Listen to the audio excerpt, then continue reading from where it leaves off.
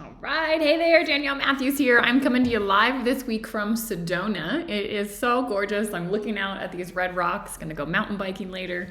If you're new to my content, I help people that are on a healing journey. I help them heal physically, mentally, emotionally, spiritually, and on Mondays we get together for those of us that are wanting to be part of book club, long term. We've got a Telegram chat. We read a chapter a week. But if you're just tuning in, this is something that each and every conversation Monday will help you on your path to becoming the best version of you, understanding who you are and who you are not. Specifically, we talk a lot about getting rid of the crazy mind. And this week we're reading The Untethered Soul. The Untethered Soul is by Michael Singer. And if you're part of book club, let me know when you get here. Hey Lou, good to see you. This chapter was so good, and it was actually reminding me a lot about some of the stuff that I have been studying over the last decade, a lot of the ancient wisdom I study from the yogic tradition. And hey, Fritz, you may be probably caught on to some of this because we talked about this in Inner Management Mastery in the program. And I want to kind of dive into that. So this chapter is all about letting go of false solidity is how he describes this. And hey, Karen. And it's a little bit of a strange, wording, I thought. I was like, what is he talking about? False solidity. It's a bit weird. But what I want to share with you, because it kind of to me, it will set the tone. I think it breaks it out in a clearer way, even than Mickey did in this chapter. And then through the chapter, we can see all the pieces. So Karen, this will probably ring a bell to you as well, since you've gone through mastery. So in the yogic philosophy, they are honestly always looking at, okay, this human predicament we're all in. And constantly asking questions like, look, if there was a single truth that, if known, right, would solve everything, what is that truth? And how did things kind of go awry on the human journey? Like, why is there so much suffering? And they talk about it's called the kleshas, okay? So stay with me, there's some Sanskrit words here, but I want to kind of lay it out. So what they say is that the first problem is called avidya.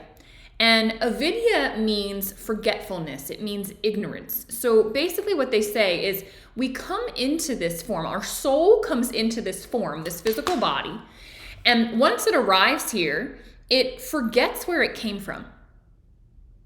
And so this avidya, this ignorance, this forgetfulness is the first stage of the problem. because we've forgotten who we are and where we came from. And we're given this beautiful mind. Something that, is really unique to humans is this mind that can think. And what happens is we have these experiences. We have, our past. We have society telling us things, our parents telling us things, and we start getting shaped by this planet and, the rules that sort of govern it. And we start to develop this semblance of ourselves. So the yogis say we cobble together all of these different pieces, the things that we did that got us love, the things that we learned we shouldn't do, and we cobble this thing together and we call it ourselves. And this is where the ego is born. This is ego-ness. In Sanskrit, they call it asmita. So the first problem is avidya. We've forgotten who we are. The second issue is asmita, right? We've now cobbled together this version of ourselves. And then society is teaching us things, and our parents are teaching us things, and we have these desires. And this ego mind is born, and it really operates on a binary system. And does anyone from Mastery remember what that binary system is? It's funny because I'm actually teaching this. There's another group of Mastery that just started on Saturday, and I'm teaching this coming Saturday. Does anyone remember what I said that binary was? So the binary that our mind runs on is seek pleasure, avoid pain. Seek pleasure, avoid pain. And so this mind that gets put together, all of a sudden, it tells us that we need to do these things because they're pleasurable, and we need to not do these things because they'll lead to pain. And the yogis call this rava and devesha, going for things that are attractive, right? The attractions and the aversions in life. And so we start to live life and decide what we do and how we act and where we go based on these attractions and aversions in the mind. All right. So this is like really complex, right? You see how it's getting built up. It's the same thing that Mickey talked about in this chapter, but I want to kind of set the stage. So step 1, we've forgotten who we are. Step 2, we cobble together this sense of self called the ego. Step 3, that ego mind tells us, seek pleasure, avoid pain. And step 4, the big problem, is something that they call avinadvesha, which means clinging to life. And what was the big thing that Mickey talked about in this chapter? He said the Buddhists call it clinging.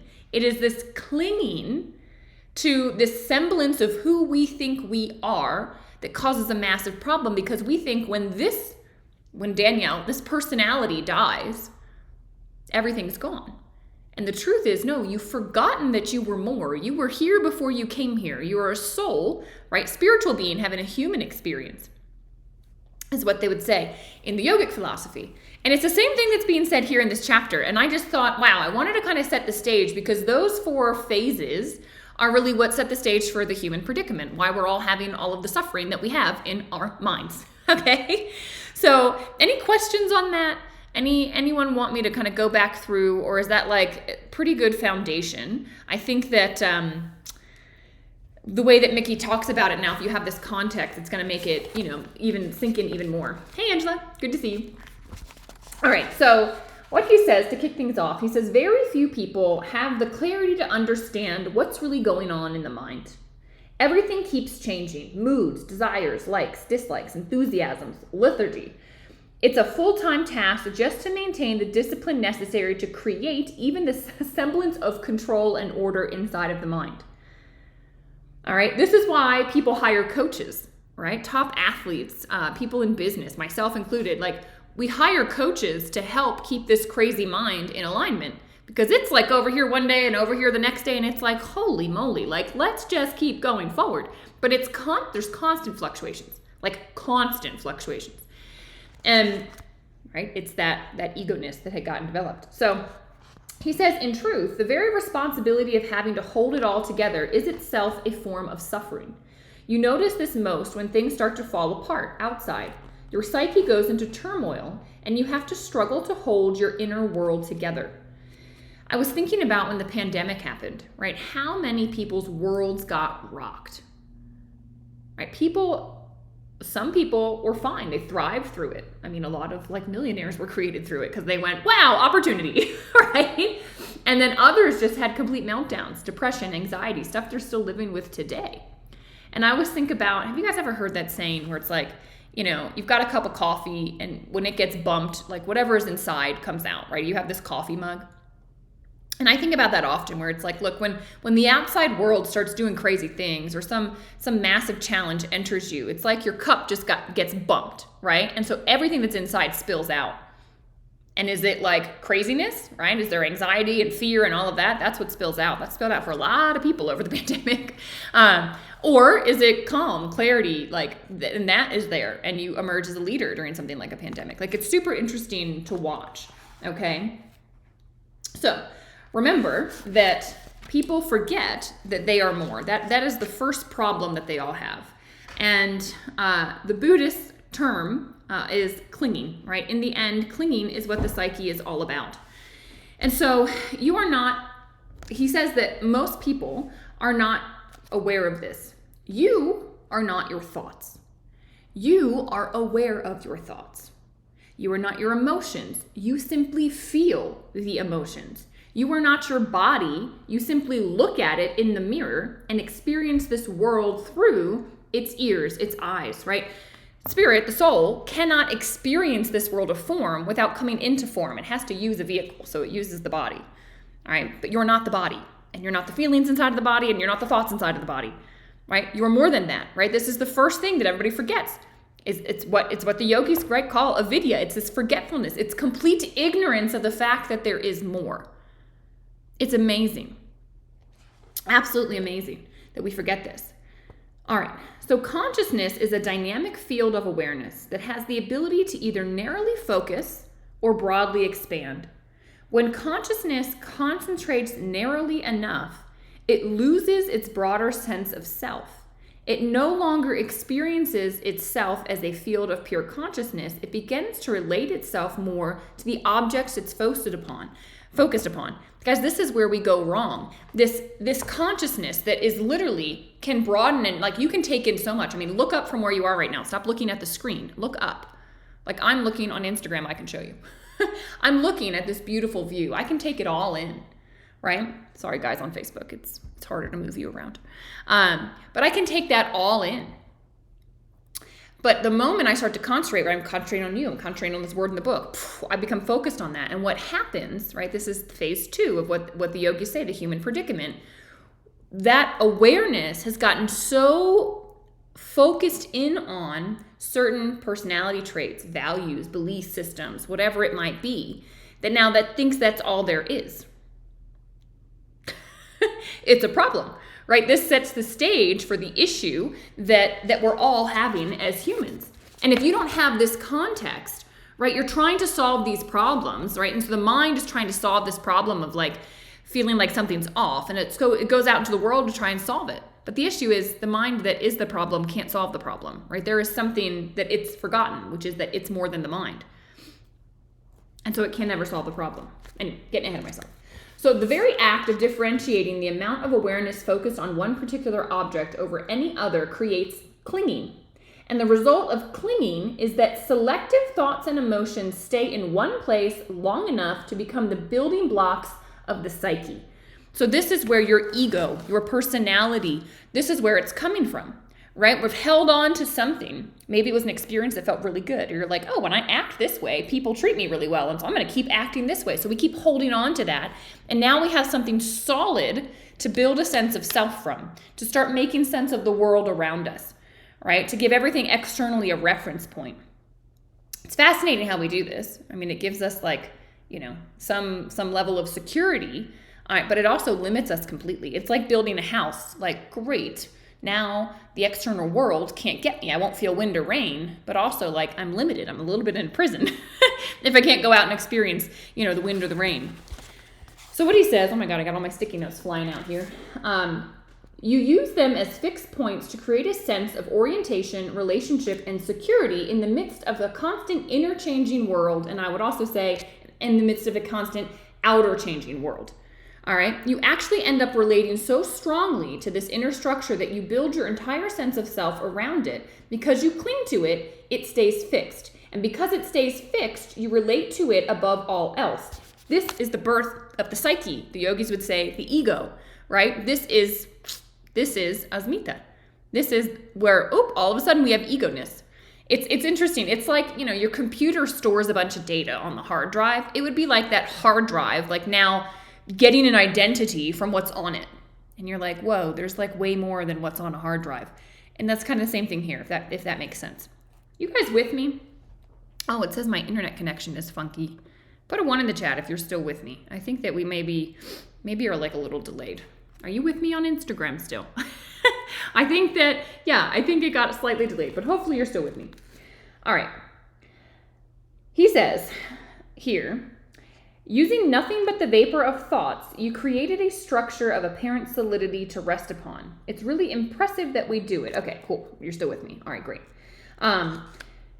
It's really impressive that we do it, but then the question really is, like, why are we creating this ego-ness? Like, why are we doing that even?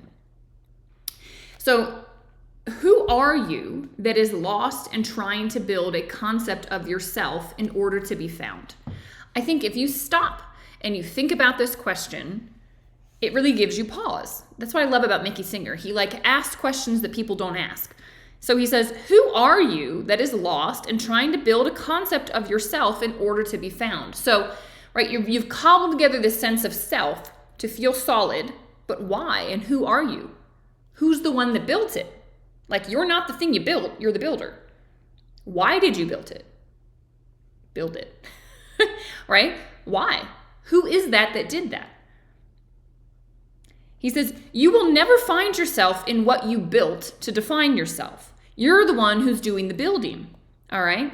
So you can never find yourself in the thing that you built. This identity of Danielle is not going to lead me to the truth of who I am. It's a thing I built, okay?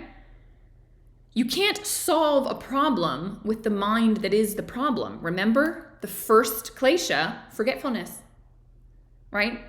Just complete ignorance of the fact that you are more. And so this mind comes in and thinks that it's everything, right? Doesn't realize that it was built by something. So you are the one who was lost, who was scared, who was confused because you focused your awareness away from awareness itself. You went from this expansive view into this like, oh my God, this is me, right? You went from experiencing everything to experiencing one thing, all right? And you got lost in that one thing. You became so focused on it. You identified with it. You thought that that's all that there was, all right? In this panic, in this lost state, you learn to cling and hold on to thoughts and emotions that were just passing through you. You used them to build a personality, to build a persona, a self-concept that would allow you to define yourself. Awareness rested itself on the objects it was aware of and called it home. Isn't that freaking wild? We had all of this, but it rested its sights upon this much. And now says, this is enough. This is who I am. This now I can reference the world and build relationships and find a sense of purpose and self. And while you might be able to have a lot of success in the world, it's funny because every time you achieve something, you'll want more. There's still something missing. What is it? Right? People are always seeking because they're looking for it in the wrong place. They need to get rid of that thing and go back to being expansive. Because you have this model of who you are, it is easier to know how to act, how to make decisions, and how to relate to the outside world, right? So it can be helpful, but this is the human predicament. This is what leads to suffering, all right? It's not like we're saying, don't go out there in the world, don't become somebody, don't have a personality that can, build a business and have a professional life or be a mom or dad. None of that. We're not saying that. It's just hang on a second. You're probably going to be suffering if you don't realize the bigger picture, all right? And he says this generates a false but welcomed sense of security. You also want the people around you to have done the same thing. You want the people around you steady so that you can predict their behavior, because if they're not, it disturbs you. Isn't that so funny? So we like to just put everybody in there. Oh, this person is this way and they're this way and they'll probably respond like this and da-da-da-da-da. And we try and just make this whole thing, right? It's wild. When you kind of look back, you're like, what a crazy thing that we do. By having preconceived notions about other people's behavior, you feel safer and you feel more in control. Isn't that fascinating? And it's true, right? We do. Like, oh, well, my mom is always going to be there if I get upset. Oh, my dad is always going to be there to give me, advice about finances. Like, oh, these people will do these things. And the moment they don't, you get upset. It's funny. It's funny. So we cling on to these things and then we build this sense of self and relationships all around these dynamics. All right. Some of us are really good at it. Some of us are not so good at it. But it's not that there's anything wrong with this, right? Everybody has to do it. But who are you that's doing this and why are you doing it? That's the important thing to understand. And if you don't have that context, you will not have a sense of peace in this world. You will have a sense of fear. You will be doing everything rooted in fear. Fear of not having enough. Fear of not being worthy enough, fear of not being liked, fear of not being accepted. If you're operating in that space, you're operating from the ego, from the thing that you built. But if you operate from your expansive true self, from this witness space, from consciousness that's just here to enjoy, right, this life, you're going to operate from a sense of peace. All right? Understand that or you will get lost in this world and you will be freaking miserable. You just will be. You just will be. When you do it well, you are rewarded with hugs, you're showered with positive accolades. When you don't do it well, you're punished with either physically, mentally, or emotionally. He's talking about what society is telling you to do. And this is what the yogis say, right, was raga and devesha, attractions and aversions. So now this sense of you that you've built has to operate in the world. And it's got to do the right things and not the wrong things. And it creates a ton of stress. All right, let me ask you this question. Why do we let this happen to us? Why? Why do we let society pressure us on what we should and shouldn't do, right? Or other people? Why do we do this?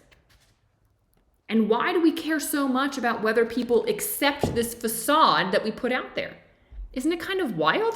It's not even you, and you spend so much of your time caring about, well, is this acceptable? Do people like this? Are people going to get upset that I did this? Are they going to talk about me behind my back? Why do we do that? That's what I love about Mickey. He just stops and he's like, you're on a planet spinning around in the middle of nowhere, and you're here for a short blip of time. Why are you doing this? Why are you doing this? You are making yourself miserable. Ask better questions. Not what is my neighbor going to think about this, but why am I even here and why did I build this facade? Right? Bigger questions, much bigger questions, and it gets you much better answers. Okay? But the thing is, the answer to this question, I didn't see anything in the chat, but I also think we're a little delayed, so you'll probably tell me in a little bit. The answer to this is we do it because we have forgotten that we are more. We do it because we cling to this identity and we believe that if it dies, we die. And so we defend it. We take everything personally because we think that that's who we are. You're not that. Sorry to tell you. Blow it up, right? But you're not that. You're the one who built that. You're so much more powerful than the thing you built. You maybe built something beautiful, right? I'm pretty happy with what got built, but I'm more than that. And it's so much more expansive when I drop into that, not, this Danielle piece. But it can be scary. It can be scary to let this whole thing drop away and to step out of it. All right, but there's more there. And this is why in Inner Management Mastery, right, Karen, Fritz, you guys have experienced this with me. And I've taken you through the tools and techniques that I've been trained with, and Angela, you too. I've taken you to that place of going beyond the thoughts, being able to witness them, realize that, holy cow, I'm here before, during, and after them. I'm not them. They're passing by like a cloud in the sky. I'm the sky. All right? Interesting. You just have to take the risk of letting it all go and daring to face the fear that was driving you. And then you can pass through the part of you and it will be over. It will stop. There is no more struggle. There is peace. You have peace here, guys. You have to go through this fear of losing this sense of self, and then you enter this space of massive peace. Happy Earth Day, goodbye, clinging things. Yes, clutter and delete. Goodbye. From this place of clarity, you will be able to experience powerful tendency to protect yourself. This tendency exists because you truly have no control, and that is not comfortable for you. All right? We've forgotten who we are, but what we know is that when we move through this, you'll realize, holy cow, it's like the analogy that we use often is the ocean and the wave. We're so identified as the wave in this world of form, experiencing air and life and earth.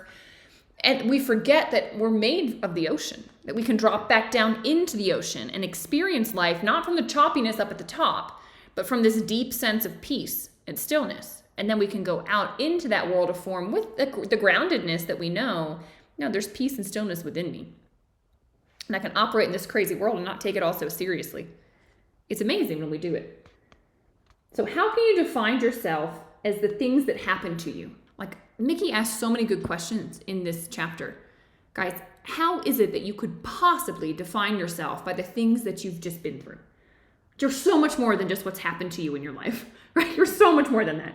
You do not have to cling to your experiences and then name them and build an identity around them. You just don't have to, right? It's a little bit crazy that we even do it. So this is a false sense of self, all right? It's just a concept. So how long have you been hiding in there, struggling to keep it all together? We've been doing that our whole lives. And what he's saying is liberate yourself from that, free yourself from that, realize you're not that. All right? It's a hard way to live. We have to fight to keep it together every single day. And the problem is there's no way that you can. And there's absolutely no peace or winning if you're going to live life in that way without this deeper understanding. All right? You got to be able to let go. You'll get to the point where you like this because you don't want to keep your model. So he's telling you, okay, the other option, other than the way that you've been doing life, is to go into spiritual development. And he says spirituality is to not participate in the struggle anymore. It means that the events that happen in the moment belong to the moment. They come and they go, and you're just the space through which they're happening, and you have no opinion, no judgment, no nothing around it. You're just the space in which it's all flowing. You must stop defining yourself in relation to what's happening externally and just let things come and go. Don't allow the events to leave impressions upon you. It's just there. It's not personal. It's just flowing. It's just life. All right? Why should anything that anyone says or does disturb you? It shouldn't, right? Like he says, you're just on a planet spinning around in the middle of absolutely nowhere. You came here to visit for a handful of years and then you're going to leave. How can you live stressed out over anything? All right, just don't do it. You have the choice, don't do it. You must learn to be comfortable with the psychological disturbances that happen. If your mind becomes hyperactive, watch it. If your heart starts to heat up and race, do it. Let it do it. And just ask yourself, who am I that's noticing the mind going crazy? Who am I that's feeling the anxiety pumping in my heart? I'm not it. Most of the time, though, what do we ask instead? When we feel the anxiety or we get upset, we think, how can I solve this? What can I go do to make this go away? What can I do so that this feels better? And what he's saying is, no, that's a construct of the ego. Seek pleasure, avoid pain. So you're just going to go, okay, how can I find pleasure through this? How can I avoid pain? Who can I blame for this so that I feel better, right? You're not going to get anywhere. What he's saying is, instead of doing that whole nonsense of what do I do to solve this, is just saying, who's the one witnessing this? And use life as a therapeutic agitation to help remind you that, oh, I'm not those things. I'm not the one that's getting agitated, right? I'm not all those crazy thoughts and emotions. I'm the one witnessing it. And you can just rest back into that. And so you use life to constantly remind you, wait, I'm more than this crazy mind. I'm more than all of this, all right? You're in a prison, guys. You have locked yourself like in this fortress thinking that you're protecting yourself. You built this beautiful facade thinking like, okay, now I can handle this world. And the truth is you've just locked yourself in. Like they talked about that beautiful home inside of a field. Like you've locked yourself in there. Now you have no light. Yep. Oh yeah, out there and free, like in the game hide and seek. Oh yeah, yes. To be free, to truly experience life, you must come out. You have to let go and pass through this cleansing process that frees you from your psyche. You got to let go of all this stuff, guys. This is what we do in Inner Management Mastery. It's what I helped Angela and Fritz and everybody do, right? Is to help move through these things. And it was the beginning, right? Hopefully they're all still doing it because this is a life's journey of letting go of who I'm not, letting go of past traumas, these emotions that we hold on to, all this junk from our past that is irrelevant. It's not here in the moment. Let it freaking go, all right? That's what we need to do. When you've let go, and you're no longer clinging and believe that this is the only thing, and when this dies, everything's gone. No, wrong. There's so much more. All right, he says, when you've let go, and you're no longer clinging to anything, you will reach a point where it will open all up from behind you. You're used to being aware of the things in front of you. I thought this was so beautiful. What do? We go out into the world of form. We look for everything. We search high and low. We go all over the place, right? But the moment that you stop and you rest back, all of a sudden the answer was within. He says it comes from behind you. You're used to being aware of things in front of you, and now you become aware of a universe behind you, the seat of consciousness, the witness that is witness to all the craziness that you're doing out here in this world. All right, I don't know about you, but put a 5 in the chat if this is where you're trying to go. I read this and I was like, yes. Back behind, there's a whole universe. You're not looking that way. If you're willing to let go, you'll fall back and it will open up into an ocean of energy. You will become filled with light. You will become filled with a light that has no darkness, with a peace that passes all understanding. You will then walk through every moment of your daily life with the flow of this inner force surrounding you, feeding you, guiding you from deep within. You'll still have thoughts, emotions, and self-concepts floating around, but they will just be a small part of your existence. Once you reach this state, you will never have to worry about anything ever again. You will float in peace, love, and compassion, and the forces of creation will create creation in front of you.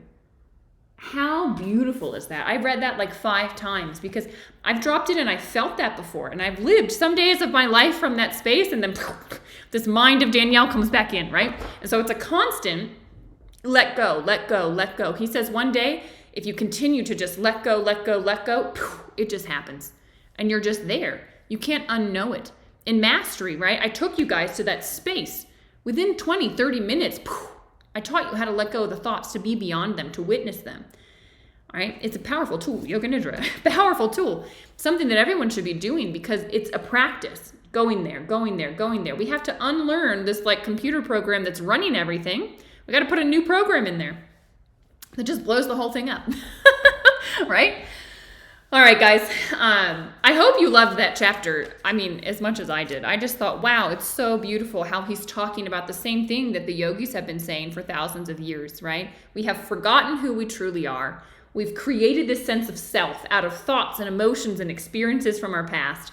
We try to live life in reference to it and seek pleasure and avoid pain. And we believe that when this thing dies, we die. And so we cling to everything and we defend everything with our life. And it's like, what an exhausting game. What a struggling thing to do. There's so much suffering in that.